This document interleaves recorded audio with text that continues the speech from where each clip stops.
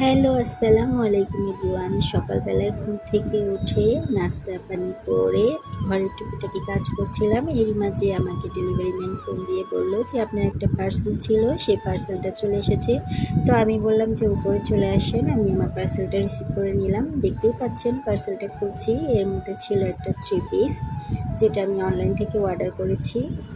তো আমি কখনো অনলাইন থেকে রেডিমেড 3 পিস অর্ডার করিনি। তো জীবনের ফার্স্ট রেডিমেড মানে একেবারে মেক করা 3 পিসটাই অর্ডার করেছি। এটার ভিডিওতে যেরকমটা দেখেছি, তো কাপড়ের কোয়ালিটিটা ঠিক সেরকম ছিল না। ডিজাইনটা একই রকম ছিল, কিন্তু কাপড়ের কোয়ালিটিটা একটু অন্যরকম, মানে অতটা ভালো কোয়ালিটির না। তো 3 পিসটা দেখে আমার মনটা একটু খারাপ হয়ে গেছে, যেহেতু অনেক আশা করে আমি এই 3 পিসটা অর্ডার করেছি একজনকে গিফট করবো বিধায়।